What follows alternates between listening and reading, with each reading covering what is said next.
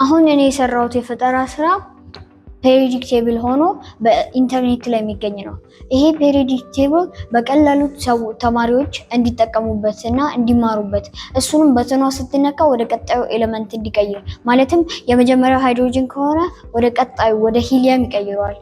እንደዚህ ያለ እየቀጠለ እስከ 118ኛው ኤሌመንት ድረስ ይደርሳል።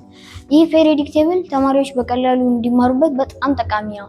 ማለትም እነዚህ ተማሪዎች በጣም ብዙ ጊዜ የሚፈጀውን የትምህርት አሰጣጥ የሚቀንስ እና ትምህርቱን የሚያዘምን ሜተድ ነው። እኔ ሳድግ ሳይንቲስት ነው የምፈልገው። ስለ ሳይንስ የሚነጋጋ ወይም የሚነካካ ነገር እንደ ምን ባገኛለሁ ብዬ ሳስብ ፔሪዮዲክ ቴብል መጣልኝ። ፔሪዮዲክ ቴብልን ለመሸምደድ ብዙ ጊዜ ሞክሬያለሁ። ሸመድዳለሁ ወደ 35ኛው ድረስ ደርሻለሁ። ይህም እኔ ሳይንቲስት መሆን ስለምፈልግ ስለ ሳይንስ የሚጣጣም ፔሪዮዲክ ቴብልን ሰርቼ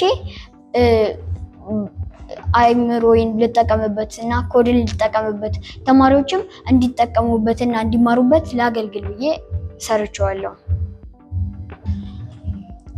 እና እኚህ ተማሪዎች እንዲማሩበት እንዲጠቀሙበት እያስተማርኩኝ አሁን HTML፣ CSS፣ ጃቫስክሪፕት እየተጠቀምን የተለያየ ነገር ሰርተን ኢትዮጵያን እናሳድግ ብዬ እመክራቸዋለሁ ተማሪዎች።